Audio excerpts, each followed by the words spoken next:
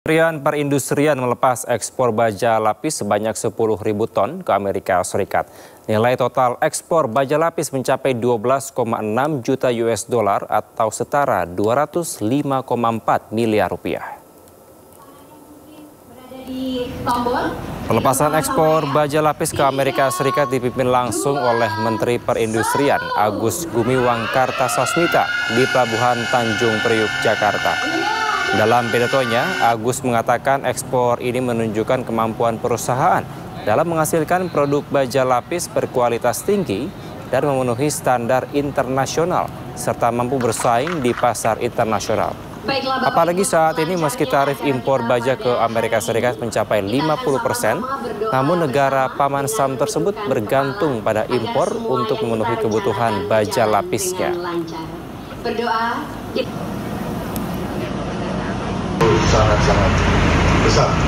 Jadi kita sekali lagi berikan apresiasi. Saya yakin bahwa negosiasi tidak mudah, ya, apalagi kita harus bernegosiasi dengan pemerintahan di bawah Presiden Trump.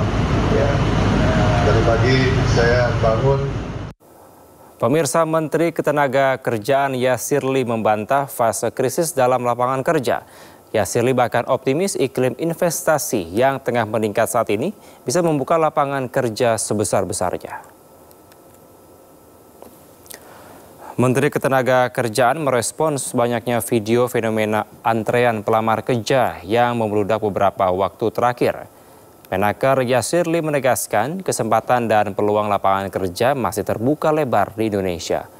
Bahwa dunia usaha memerlukan iklim investasi yang dapat memberikan multiplier effect pada penciptaan lapangan kerja baru. Untuk itu semua pihak untuk bersama-sama meningkatkan ekosistem yang positif di sektor pasar kerja di dalam negeri.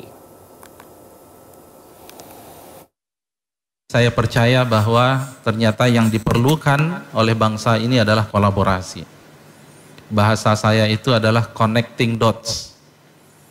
Kami punya network yang selama ini kemudian mereka sebenarnya siap bekerja, tapi tidak tahu kemana mereka kemudian bisa bekerja. Hadir bersama kita teman-teman dari kawasan industri. Kami industri, selama ini kami mencari siapa disabilitas yang siap bekerja. Inilah yang kita sebut dengan connecting dots. Itulah kunci dari kolaborasi. Tapi ternyata teman-teman nggak cukup connecting dots. Ya. Permasalahan kita ternyata semakin kompleks, tuntutan global, geopolitik yang tidak menentu, ekonomi turun semua, PHK itu tidak hanya di negeri Indonesia, semua juga sama. Bill Gates baru mem-PHK 9.000 orang. Sementara berdasarkan data dari Badan Pusat Statistik, jumlah pengangguran di Indonesia mayoritas berusia muda. Kisarannya mulai dari umur 15 hingga 24 tahun dengan jumlah mencapai 3,55 juta orang. Jumlah pengangguran di Indonesia mayoritas berusia muda.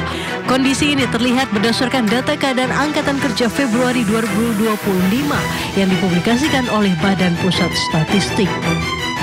Dari total jumlah pengangguran yang tercatat per Februari 2025, sebanyak 7,28 juta orang mayoritas berusia 15 hingga 24 tahun dengan jumlah mencapai 3,55 juta orang.